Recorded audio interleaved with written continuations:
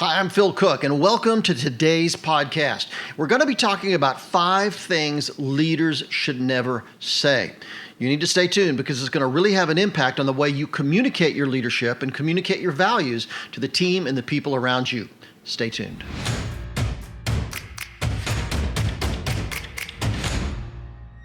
Let me start out by saying that leadership is about communication. It's important that as leaders we understand that how we communicate our vision, our goals, our values, that's what leadership really is. You know, it's not about being the boss. I don't care what's on your business card. I know many people that lead from the middle. I know some people that lead from the bottom. I actually worked at a big organization before I launched Cooke Media Group years ago.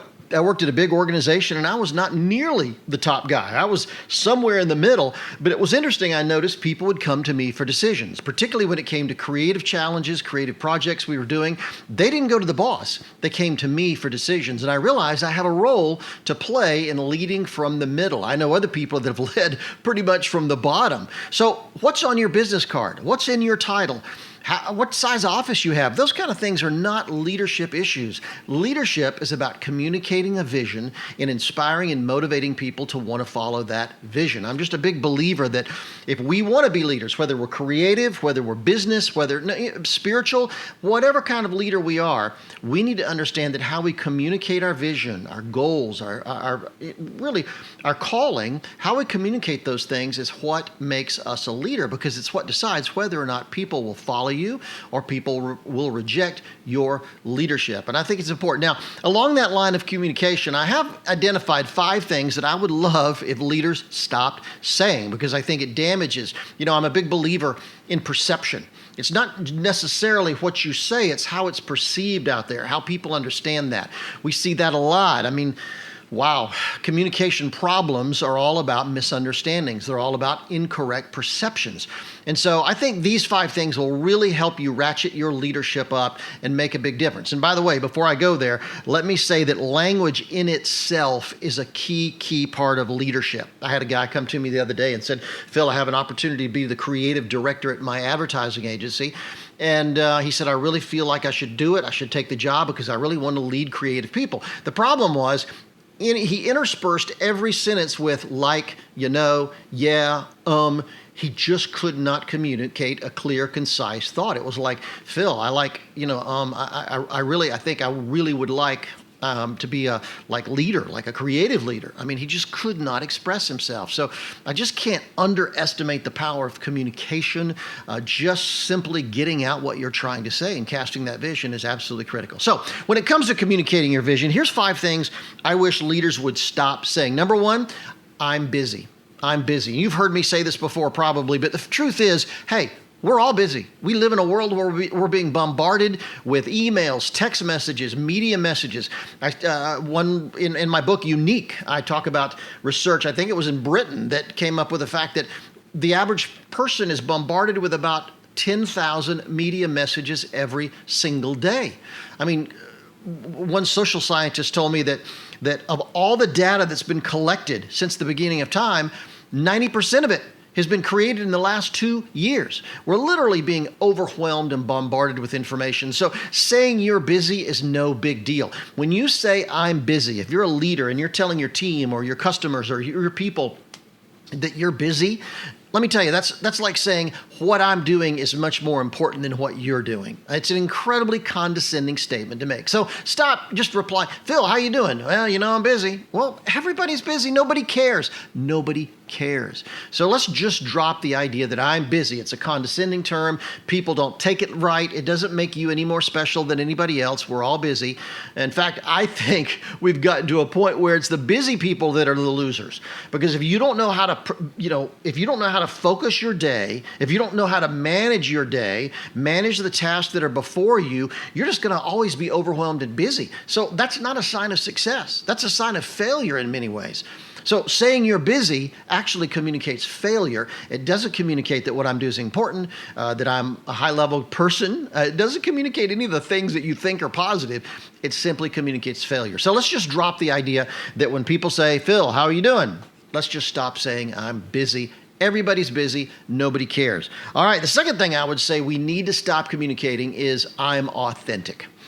I'll tell you what, I have so many people. In fact, I go into churches, nonprofit organizations, ministry organizations all the time doing strategy sessions, branding sessions, positioning sessions. And one of the things that when I ask an organization, tell me about yourself. Well, we're authentic. Everybody's authentic. Everybody says they're authentic. It's just getting wearisome. I'm getting tired of the term authentic. Now, we go back to the original definition of authentic means the actual thing. For instance, if you say a famous painting is authentic, you're saying that's a real Van Gogh. That's not a print. It's not a copy. It's not a fake. That's a real Van Gogh. So the actual definition of authentic is used to identify the real thing among plenty of fakers, plenty of false narratives. So authentic is actually used to identify the one real thing out there. So very often we take it to mean I'm just a regular guy. I mean what I say. I'm good. We use authentic in a lot of ways we actually shouldn't be doing it. And as a result, it just is simply overused. Now, most people use it to just, say, I'm honest, and that's a good thing. But I tell you what, if we have to, and let me tell you the single biggest reason. If I have to tell people I'm authentic, I'm probably not authentic. Because authentic people are recognizable. If you're being authentic, you're being honest, you're being real, you're the real thing. People can tell this. So you just don't have to remind people that you're authentic. It just doesn't help you as a leader or help you communicate. Okay, the third thing I would say leaders should stop saying is, I've been doing this for X number of years. I've been doing this for X number of years. I got into a big argument one time with a publisher one time. We were working on the design of a book. And I had a real legitimate reason I wanted it designed in a way that I had presented. And I could back it up with facts and ideas. And there was a lot of data I had with me and why I wanted to do it a certain way and the meaning and all this stuff. Well, the only thing the publisher could come back with was, well, I've been doing this for 25 years, Phil. I know what makes a good cover. And I kept thinking, well, yeah, but give me a reason. Give me a reason. Why doesn't it work? Why doesn't your idea, why doesn't my idea not work? Or why doesn't my idea work? And why does yours work? But all he could give me was, I've been doing this for 25 years, as if I should just automatically kneel and accept whatever he's going to give me simply because he's been doing it for 25 years. Let me tell you, experience does not equal expertise. Remember this. Experience does not equal expertise. Now, this is one of the reasons I'm not a fan of unions. Unions have done a remarkable job back in the early part of the 20th century in liberating workers from massive corporations and companies and giving them a voice in the employment situation. But the truth is, they evolved to such a point where one of the things I hate about unions is seniority. They always give the guy seniority. I tried to get in a lighting union when I first came to Hollywood right after college. And there was no way because it was real tight. And the only way I could have gotten in, they were up front with me. They said, hey, if you've got a relative in the union, we'll let you in because we believe in seniority. Seniority has privileges. Well, let me tell you, seniority doesn't necessarily mean you're the best. And I grate on anything. I don't even like raises based on years worked. I think you should get a raise based on the value you bring to the organization. Are you really good at what you do? Let's pay for that. If you're not really good at what you do, I'm not interested in paying for that. I just don't think seniority makes that great a difference. So experience is good. Experience can help us in so many ways. As I get older, the more I value the experiences I've had over the years. However, it doesn't necessarily mean that I'm an expert at anything. So just stop arguing based on the fact that you've been doing this for a lot of years. I'm senior in the company. I do believe that older people, this is another podcast entirely. In fact, I think I've done an episode on the fact that, the youngest guys in the room are not necessarily the most creative. I think older people can be enormously creative, and there's no research actually that indicates creativity declines with age. Sometimes the most creative people I know are in their 70s, some in their 80s. So don't think that automatically age should disqualify a person. But here's the thing. Just having seniority, just saying you've been there for X number of years does not make your ideas worth listening to. They still need to be backed up. They still need to have reasons. They still need to be good. So just stop using it as a bludgeon and as an argument as a leader that, I've been doing this for 25 years. You should listen to what I have to say. Okay. It just doesn't work. So stop using that as a bludgeon, as a weapon, and as a tool. The next thing I would say is stop talking about people as your personal friend. This is especially true when you're introducing someone to speak. I was spoke at a conference not long ago, and the person that introduced me, I met just for a second right before I walked up on stage. We were literally backstage in the green room. He introduced himself and said, "Phil, I'm going to be introducing you today." First time I'd ever met the guy. But when he introduced me as his longtime personal friend. And I thought, I almost called him out on it on stage. It was so frustrating because it's a lie. It's just not true. And very often we use, and let me tell you, we've all done this. I'm not casting the first stone here. I'm guilty as anybody else.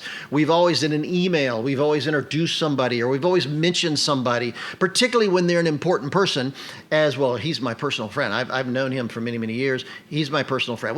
Whether we are or not, we tend to say that.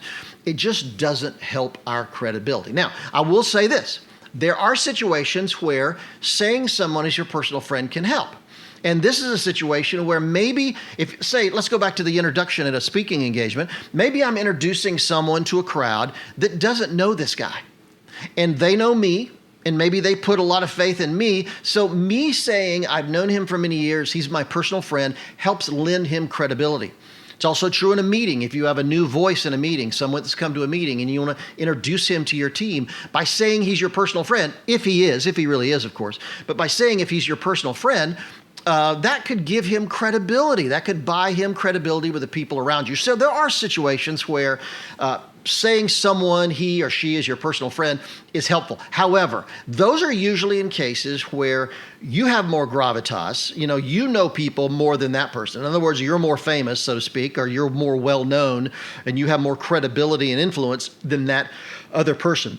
The mistake we make in saying this is my personal friend is when that person is much more influential than us, more famous than us maybe, but and we want to ride those coattails. We just want to be a part of that conversation. We want to really, it's going to help us if I'm his or her personal friend. So we just have to be really careful about that. It's not life and death, but I just want to tell you that as a leader, it undermines you if people kind of get the gist that, you know what, maybe she's not his personal friend after all. Maybe he's kind of riding on her coattails. It's just important. Leave it out. You just don't need to put it. If it's true, great. If I'm introducing my best friend or a really close friend that I've known for many years, I'm happy to say that. But I'll tell you, if it's not even remotely true or not barely true, I would probably avoid it and move on. The last thing I would say is, the thing I would stop leaders from saying is, I'm in charge. I'm in charge. Now, most of us don't blatantly get in front of the team and just make this major announcement. Guys, I'm the boss now. I'm in charge. We don't do it that blatantly, but we're constantly subtly reminding people very often that we are in charge. I worked with a guy years ago, early in my career. I worked for a guy that every meeting, he took that as an opportunity to tell us he was in charge. Now, here's the thing. His father actually ran the ministry. His father ran the organization, but he took every opportunity he possibly could just to remind us that he was in charge. And he didn't need to do that. We knew it. We knew the guy was in charge. He didn't constantly have to be reminding us, but he took every opportunity he could to remind us. And he also would, when we disagree, remember the publisher who disagreed with me over a book cover and said, Phil, I've done this for 25 years. You should listen to me. This guy would use I'm in charge as his tool, as his weapon, as his bludgeon. He would say, hey, I'm in charge. You need to listen to me. You need to do what I want to do. I'm the boss. I'm in charge. Constantly reminding. Let me tell you, that only builds resentment. It doesn't help your case. So I would really strongly encourage you, just drop it. And it goes back to the authentic argument. If you have to tell people you're the boss, you're not the boss. That's the bottom line. If you have to tell people you're the leader, you're not the leader. If you have to remind people you're in charge, you're not really in charge. I don't care what your card says. I don't care what your title is. I don't care where you are on the organizational chart, whoever you are, wherever you are. If you have to remind people that you're in charge, you're not in charge. That is the absolute bottom line. So these are 5 things that I think I'd really like you to think about this. You can see the outline in our show notes because I think that's going to be helpful to you. And it'll really print it out if you want to, put it on your desk, go over it, make some notes of yourself, think about what situations I could be in this week where I could stop using some of these phrases because they undermine your credibility as a leader. Now, leadership is not about constantly having to prop yourself up, but leadership is truly about being real. It's truly about being honest. And the better leader you can be, the better everything becomes. The better leader you can be, the better the team will be, the better the organization will be. So we always want to do things that help strengthen our position as a leader, not undermine it. And if you're saying these 5 phrases on a fairly regular basis, even every once in a while, it's subtly undermining the role you play and the leadership you have on your team and with your organization. So 5 things to stop saying. If you can do this, it'll make a big difference. Now, let me remind you, come and check out my website, philcooke.com, Cooke with an E.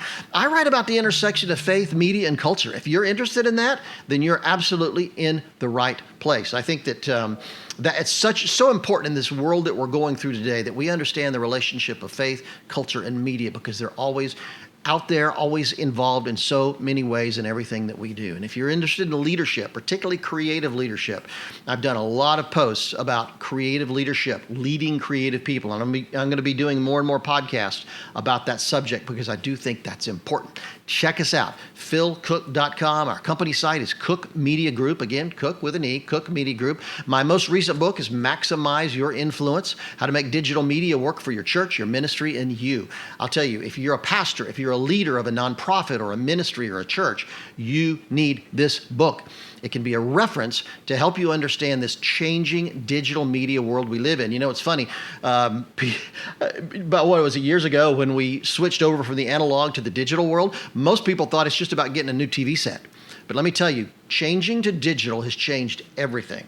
And we're going through in many ways what the music industry went through, what the publishing industry is going through, what the video industry is going through, what the Hollywood is going through. That's changing in every aspect of our society, medicine, business, church, everything. So you need, as a leader, to understand those changes and how you can effectively get your message out and impact more people. So I'd encourage you, maximize your influence. You need to get it. You can get it on Amazon. You can go to influencematters.com and donate to our nonprofit, the Influence Lab. I'd encourage you to do that because its purpose is to help do this kind of teaching and training to Christians overseas to use digital media more effectively. Thanks for tuning in. Share this with people. You know, leaders that need to start dropping some of these phrases. I'd encourage you to send these to friends that you know.